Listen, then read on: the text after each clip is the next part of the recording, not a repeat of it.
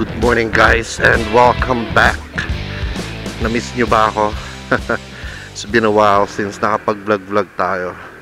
So anyway, na-miss ko kayo guys. And na-miss kong gumawa ng content. Medyo matagal-tagal din tayong hindi nakagawa ng content. Yung last ata nating content is yung pumunta tayong Tagaytay, kung di ako nagkakamali. Yun ata yung pinaka huli nating motovlog. Ay hindi, sorry. Yung pagpalit pala natin ng gulong yung pinakahuli. So ngayon lang ulit. So hindi pa tayo nakakapag long ride ulit after nung nagtagaytay tayo guys. Okay, so ngayon quick vlog lang to. Dun sa previous video natin may nagtanong kung ano daw ba ang pine-prepare sa paglo-long ride. Okay. So, pag-usapan natin siya today, guys. And yun yung pag-usapan natin today. But before that, discuss ko lang, okay, saan tayo papunta today?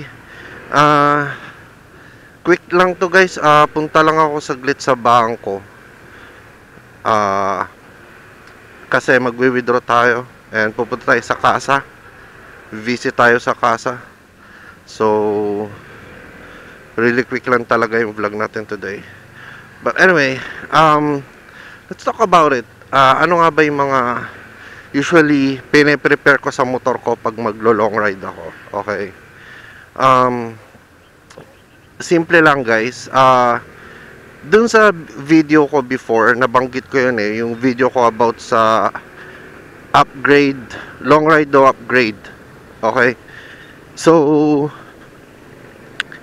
ang pag magpe-prepare ako ng long ride, usually yung ginagawa ko, may fina-follow akong certain pattern ng pagpe-prepare ng ating motor. Okay? And ito yung natutunan ko sa father ko. Ever since maliit ako, ito na yung practice namin. Okay, so yung tinatawag na blow bag. Okay, so B for battery, L for light, O for oil, W for water, and then B for brakes, and then A for air, and then G for gas. Okay, so blow bag. Battery, light, oil, water, brake, air, and gas. So yun lang yung chine-check ko guys. Sa battery, usually naman ng mga modern motorcycles ngayon or modern bikes, meron ng indicator sa dashboard ng battery voltage. Okay, so make sure na it is between 12 volts. Okay, pag nakapatay yung makina.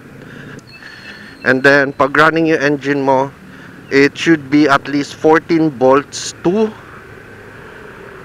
17. Pag lumagpas ka sa 17, hindi rin yun healthy sa motor mo, sa baterya mo guys. Ibig sabihin, nag-overcharge yung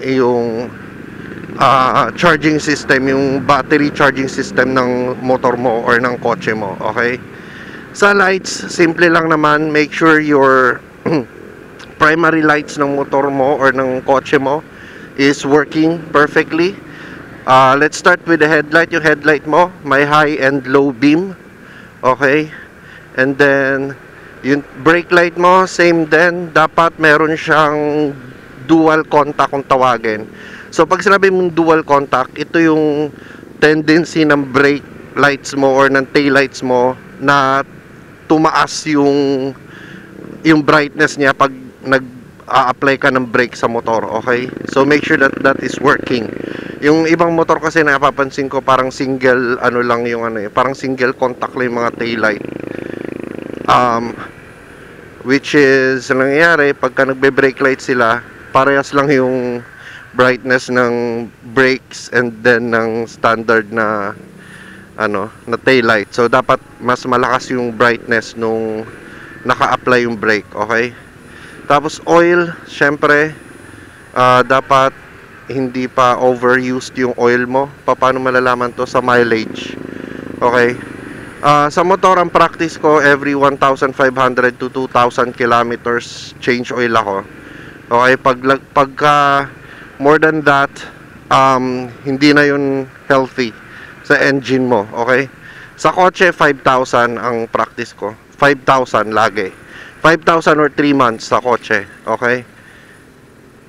Alright, tapos water. So, ito is applicable sa mga may liquid cooling system. So, dapat yung liquid cooling system mo, dapat yung liquid niya, yung coolant level mo is always nasa tamang level, and at the same time is properly maintained. When you say properly maintained, check siya at hindi expired yung coolant mo. Okay, there is a certain length ng buhay ng coolant. Sa akin ang fina-follow ko dyan is 10,000 kilometers. Flush mo yung coolant and then palitan mo ng brand yung coolant. Okay? 10,000 kilometers or 1 year. Yun yung practice ko dyan. Okay? Tapos, next is brakes. Yun. So, make sure yung brakes mo is well yung thickness. Dapat makapal pa siya. And hindi siya manipes. Okay? And of course, malinis or well-maintained yung brake system mo. Okay? Next is air. Okay?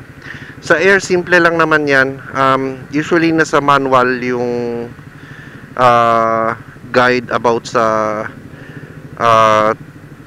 air tire pressure. Or ito sa ADV nandito. Ito. Yan yung guide sa tire pressure. Okay? So, make sure nasa subscribed or recommended tire pressure level yung gulong, yung tires mo. Okay? So, paano malalaman to?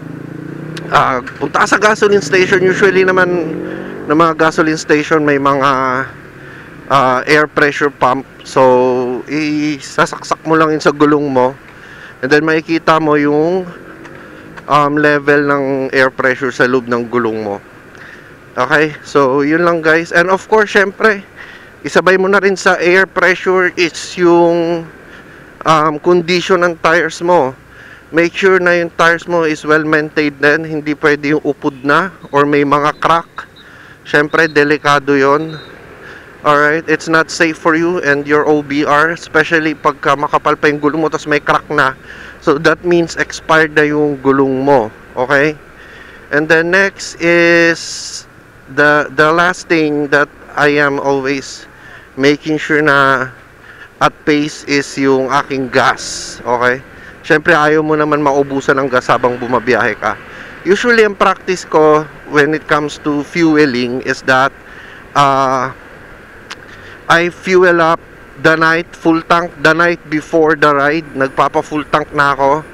Or kung hindi man, if hindi siya doable for you, ang gawin mo is magtira ka ng gasolina sa tangke mo na enough for you to go to the gasoline station to fuel up. Okay? So, ayun lang naman guys. Yung other things are mga basic na lang, like yung sa transmission kit mo. Let's say pagka naka CVT ka, make sure na malinis yung CVT kit mo or well maintained yung CVT kit mo. And wag kang mag-upgrade before or at least within 5 days before your ride. Okay? So kung may bala ka mag-upgrade, at least 5 to 7 days before ng ride mo. Okay? Wag yung within 3 to 5 or within 2 to 3 days before your ride. Wag ka mag-upgrade ng ganon. Medyo delikado yon. So, dito ako sa bank. Mag-withdraw lang ako saglit guys. Okay? Balikan ko kayo.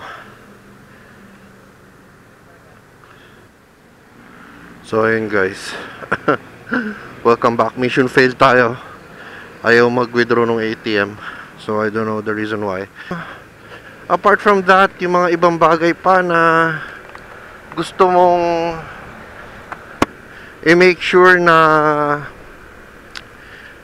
enough for your ride is syempre yung pocket money mo. Okay? Number one. Yung pocket money, ang practice ko dyan guys is hindi ako umaalis ng walang extra money, okay?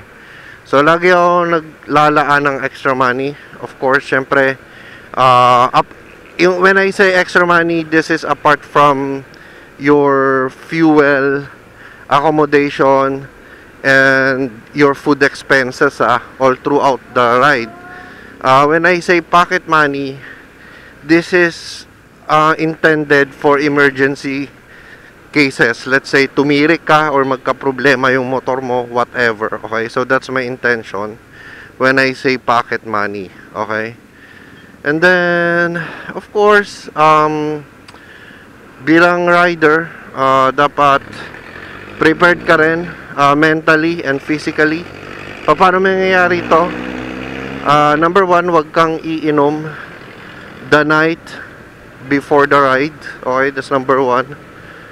Number 2, you are well rested. Kung aalis kayo ng 5 a.m., make sure you have at 6 to 8 hours worth of sleep. Okay?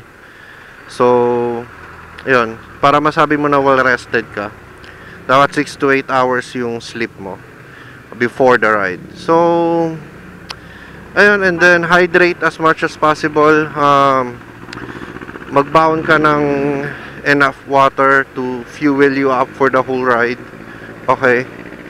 And ano pa ba? I guess yun na lahat mga chong. Wala na iba pang maisip. I think dito na natin putulin tong vlog na to. Once again, kung hindi ka pa naka-subscribe sa ating channel, please subscribe.